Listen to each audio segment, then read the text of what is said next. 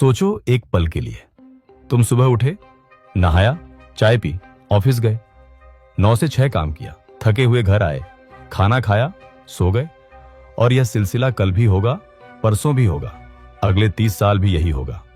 अब एक सवाल पूछो खुद से, यह सब करने के बाद तुम अमीर हो रहे हो? ज्यादातर लोगों का जवाब होगा नहीं, सैलरी बढ़ी, लेकिन खर्चे उससे ज्यादा बढ़े। घर का किराया बढ़ा, पेट्रोल महंगा हुआ, राशन महंगा हुआ, दवाइयां महंगी हुई, बच्चों की फीस मत पूछो। और इस सब के बावजूद ईएमआई चल रही है, क्रेडिट कार्ड का बिल आ रहा है और महीने के अंत में खाता लगभग खाली ही रहता है। यह तुम्हारी गलती नहीं है, यह सिस्टम की करामात है। एक ऐसा सिस्टम जो 300 साल पहले बनाया गया था, जिसका मकसद था कि आम आदमी हमेशा काम करता रहे, हमेशा कर्ज में रहे, हमेशा डरता रहे। और यह सिस्टम इतना चालाक है कि तुम्हें दिखता भी नहीं। आज मैं तुम्हें वो दिखाऊंगा जो तुम्हारे स्कूल ने नहीं दिखाया, जो तुम्हारे टीचर ने नहीं बताया, जो न्यूज चैनल नहीं बताएगा। आज की कहानी है कर्ज के जाल की, और इस जाल में चाहे तुम हो, मैं हूं, अमेरिका हो, इंडिया हो, कोई नहीं बचा। 340 ट्रिलियन डॉलर यह दुनिया का कुल कर्ज है, और दुनिया की पूरी कमाई 100 ट्रिलियन डॉलर, मतलब कर्ज कमाई से 3 गुना ज्यादा है। यह मैथमेटिकली इम्पॉसिबल लगता है ना? लेकिन यह सच है। और आज मैं तुम्हें बताऊंगा कि यह हुआ कैसे, किसने किया, और सबसे जरूरी, इसका तुम्हारी जिंदगी से क्या कनेक्शन है। मान लो एक गांव में 10 लोग हैं। रामू पर मोहन का कर्ज है, मोहन पर श्याम का कर्ज है, श्याम पर पप्पू का कर्ज है, पप्पू पर रामू का कर्ज है। मतलब सबके ऊपर किसी ना किसी का कर्ज है। अब सवाल यह है, यह पैसा कहां से आया? अगर सबके ऊपर कर्ज है तो किसने दिया? यह सवाल बचकाना लगता है, लेकिन यही सवाल जब दुनिया के स्केल पर पूछो, अमेरिका पर 38 ट्रिलियन डॉलर का कर्ज है, जापान पर 10 ट्रिलियन का, चाइना पर 13 ट्रिलियन का, इंडिया पर 170 लाख करोड़ से ज्यादा का, रशिया पर भी कर्ज है, यूरोप पर भी कर्ज है। अब बताओ, यह पैसा किसने दिया? अगर हर कोई उधार लेने वाला है तो देने वाला कौन है? क्या मंगल ग्रह से कोई आया था? जवाब जानकर तुम्हारा दिमाग घूम जाएगा। यह पैसा किसी ने दिया नहीं था, यह हवा से बनाया गया था। हां, हवा से, कुछ नहीं से पैसा बन गया। यह कैसे, यह कब से, और किसने किया? इसके लिए तुम्हें पहले यह समझना होगा कि पैसा असल में होता क्या है। पैसा एक वादा है, बस एक वादा।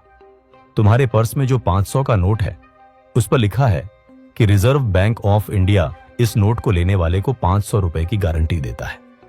यह कागज का टुकड़ा इसलिए चलता है क्योंकि सबको भरोसा है कि यह चलेगा। अगर कल सुबह सब लोग मान लें कि यह नोट बेकार है, तो यह बेकार हो जाएगा। पैसे की ताकत सिर्फ भरोसे में है। अब यह समझ लिया तो असली कहानी शुरू करते हैं। पार्ट 1, पहला आर्किटेक्ट, कर्ज को अमर बनाने वाला। साल 1691, लंदन। एक आदमी बैठा सोच रहा था। नाम विलियम पैटरसन, स्कॉटलैंड का एक व्यापारी। कई बार अमीर बनने की कोशिश की, हर बार असफल रहा, लेकिन दिमाग तेज था। उस दिन उसके दिमाग में एक आइडिया आया जो अगले 300 साल बदलने वाला था। पहले उस दुनिया को समझो। उस जमाने में राजे होते थे, देश वैसे नहीं होते थे जैसे आज है। राजाओं को पैसों की जरूरत होती थी, हमेशा। जंग लड़नी है, पैसा। किला बनाना है, पैसा। फौज की तनख्वाह, पैसा। तो राजा क्या करता था? किसी अमीर सेठ के पास जाता, उधारी मांगता। अगर वापस नहीं किया, राजा कहता माफ करो, या सेठ को जेल करवा देता। फिर किसी और से उधार लेता, और सबसे जरूरी बात, कर्ज खत्म होता था। या तो चुका दिया या मना कर दिया। कर्ज हमेशा के लिए नहीं होता था। पैटरसन ने यह बदल दिया। उस वक्त इंग्लैंड का राजा विलियम III था। फ्रांस से जंग चल रही थी, खजाना खाली था। पैटरसन राजा के पास गया और बोला, एक काम करते हैं, मैं अमीर सेठों का एक ग्रुप बनाता हूं। हम मिलकर तुम्हें 12 लाख पाउंड देंगे, आज की कीमत में लगभग 2000 करोड़ से ज्यादा। राजा बोला, शर्त क्या है? पैटरसन ने कहा, शर्त बस एक है, यह रकम कभी वापस मत करना। राजा ने कहा, मतलब? पैटरसन बोला, मतलब यह कि 12 लाख पाउंड कभी नहीं लौटाने, बस हर साल 8% ब्याज देते रहना, हमेशा के लिए। सोचो इस चाल को। मान लो तुमने किसी से 1000 रुपए उधार लिए। उसने कहा, वापस मत करना, बस हर साल 80 रुपए देते रहना।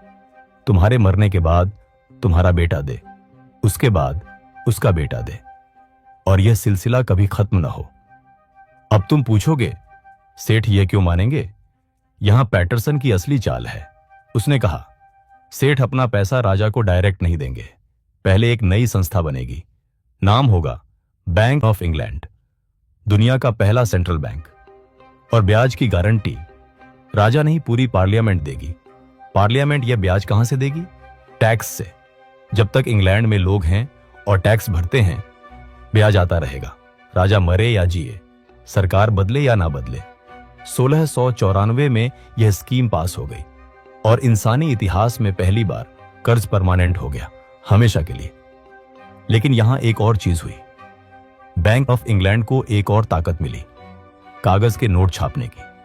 पहले सोना ही पैसा होता था, लेकिन अब एक नया कॉन्सेप्ट आया, पेपर मनी। और यह पेपर मनी बनती थी कर्ज से। गवर्नमेंट जितना ज्यादा कर्ज ले, बैंक उतने ज्यादा नोट छापे। पैटरसन ने 3 काम किए। 1, कर्ज को परमानेंट बना दिया। 2, पैसे को कर्ज से जोड़ दिया। 3, जनता को टैक्स के जरिए उस कर्ज का ब्याज भरवाया। पैटरसन 1719 में मरा। खुद कोई बड़ा अमीर नहीं बना, लेकिन जो सिस्टम उसने बनाया वो आज भी चालू है। ब्रिटेन का 1694 का कर्ज आज तक नहीं चुका, बस बढ़ता रहा। यह था पहला जाल। पार्ट 2, दूसरा आर्किटेक्ट। कर्ज को दुनिया में फैलाने वाला। अब साल 1800 के आसपास चलो। यूरोप में एक नाम था जिससे राजे कांपते थे, रॉथचाइल्ड। 5 भाई, 5 शहर, London, Paris, Frankfurt, Vienna, Naples. हर शहर में एक रॉथचाइल्ड भाई, नेथन रॉथचाइल्ड, लंदन में। 5 में सबसे तेज। उस वक्त नेपोलियन पूरे यूरोप को जीतने निकला था। हर देश को लड़ने के लिए पैसा चाहिए था। नेथन यहां आया एक नए आइडिया के साथ। पहले कर्ज का पुराना तरीका था, गवर्नमेंट को पैसा चाहिए, सेठ के पास जाओ, सेठ दे, ब्याज लो। प्रॉब्लम? सिर्फ बहुत अमीर लोग ही यह कर सकते थे। नेथन ने बीच में आकर सब बदल दिया। इसे सब्जी मंडी से समझते हैं। सोचो, किसान खेत में सब्जी उगाता है, सीधा ग्राहक को बेचता है। अब एक आदमी आया, बोला मैं बीच में बैठूंगा, किसान मुझे बेचो, मैं ग्राहकों को बेचूंगा, मुनाफा मेरा। यही नेथन ने किया, लेकिन सब्जी की जगह कर्ज के साथ। गवर्नमेंट एक कागज बनाती थी, बॉन्ड। इस पर लिखा होता हमने 1000 पाउंड लिए हैं, इस कागज के मालिक को हर साल ब्याज देंगे, 10 साल बाद पैसा वापस। नेथन ने कहा ये बड़े बॉन्ड मुझे दो, मैं इन्हें छोटे छोटे टुकड़ों में बांटकर हजारों लोगों को बेचूंगा। पहले एक बॉन्ड 10,000 पाउंड का था, सिर्फ अमीर लोग खरीद सकते थे। अब नेथन ने 100 पाउंड के टुकड़े किए। अब डॉक्टर खरीद सकता है, वकील खरीद सकता है, दुकानदार खरीद सकता है। हजारों लोग छोटा छोटा पैसा लगाकर गवर्नमेंट को लोन दे रहे हैं, और नेथन बीच में कमीशन खाता था। 100 का बॉन्ड 103 में बेचता। लेकिन असली खतरनाक बात यह थी, इंग्लैंड के बॉन्ड फ्रांस वालों के पास, फ्रांस के बॉन्ड जर्मनी वालों के पास, जर्मनी के बॉन्ड ऑस्ट्रिया वालों के पास। सब एक दूसरे से जुड़ गए। यह समझो गांव के एग्जाम्पल से। रामू ने मोहन को 100 रुपए दिए, मोहन ने गणेश को, गणेश ने पप्पू को। सबके पास कागज है, मेरे पैसे आने हैं। एक दिन रामू बोला मेरे पैसे चाहिए, पप्पू के पास नहीं है। पप्पू डूबा, गणेश का पैसा डूबा, गणेश डूबा, मोहन का पैसा डूबा, मोहन डूबा, रामू का पैसा डूबा। एक डूबा तो सब डूबे, डोमिनो की तरह। यही यूरोप में होने लगा था। अगर इंग्लैंड कहता हम ब्याज नहीं देंगे तो क्या होता? इंग्लैंड के बॉन्ड 0, फ्रांस वाले घबराते, जर्मन बॉन्ड बेचने लगते, जर्मनी डूबता, ऑस्ट्रिया डूबता, पूरा यूरोप ताश के पत्तों की तरह। यही नेथन की असली चाल थी। उसने कर्ज को इतने लोगों में, इतने देशों में फैला दिया कि अब कोई एक देश मना नहीं कर सकता था। मना करने का मतलब था पूरी दुनिया की इकोनॉमी तोड़ना। रॉथचाइल्ड ने दूसरा काम किया, कर्ज को ग्लोबल बना दिया, और इससे भागना नामुमकिन हो गया। यह था दूसरा जाल। Part 3, India. वो कहानी जो स्कूल में नहीं पढ़ाई। जब रॉथचाइल्ड यूरोप में यह खेल खेल रहा था, तब इंडिया में क्या हो रहा था? ईस्ट इंडिया कंपनी 1600 में कुछ ब्रिटिश व्यापारी आए, कहा व्यापार करने आए हैं, लेकिन धीरे धीरे उन्होंने वही किया। कर्ज का जाल। इंडिया उस वक्त छोटे छोटे रजवाड़ों में बंटा था। कंपनी ने हर राजा से कहा, पड़ोसी से लड़ना है, हम सिपाही देंगे, पैसों की चिंता मत करो। राजा खुश, जंग जीती, लेकिन कर्ज चढ़ा। कंपनी आई, पैसा वापस करो। राजा के पास नहीं था। कंपनी बोली, कोई बात नहीं, अपने राज्य का हिस्सा दे दो या टैक्स कलेक्शन का हक दे दो। और ऐसे एक एक करके पूरा हिंदुस्तान निगल लिया।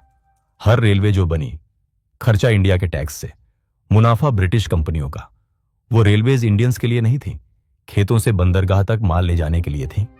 रॉ मटेरियल इंग्लैंड जाए, बना बनाया सामान वापस इंडिया में बेचे। 1943 में बंगाल में अकाल पड़ा, 20 से 30 लाख लोग भूखे मरे, और उसी वक्त ट्रेन भर भर के अनाज बाहर जा रहा था। ब्रिटिश फौज के लिए रिजर्व था। एक इकोनॉमिस्ट उत्साह पटनायक ने हिसाब लगाया, ब्रिटिश ने इंडिया से कितना लूटा? 45 ट्रिलियन डॉलर आज की कीमत में। मतलब अगर ब्रिटेन आज वो पैसा वापस करे तो हर भारतीय को लगभग 30 लाख रुपए मिले। और ये लूट कैसे हुई? कर्ज से, व्यापार से, टैक्स से। वही सिस्टम जो पैटरसन ने बनाया था। और आज गोरा साहब सीधे नहीं आते, IMF आता है, वर्ल्ड बैंक आता है। कर्ज वही है, जाल वही है, बस पैकेजिंग बदल गई। पार्ट 4, तीसरा आर्किटेक्ट, पैसा हवा से बनाने वाला। साल 1900, अमेरिका। देश बड़ा हो रहा था, फैक्ट्रीज लग रही थी, लेकिन बैंकिंग सिस्टम कमजोर था और पैसे की सप्लाई सोने से जुड़ी थी। जितना सोना उतना पैसा।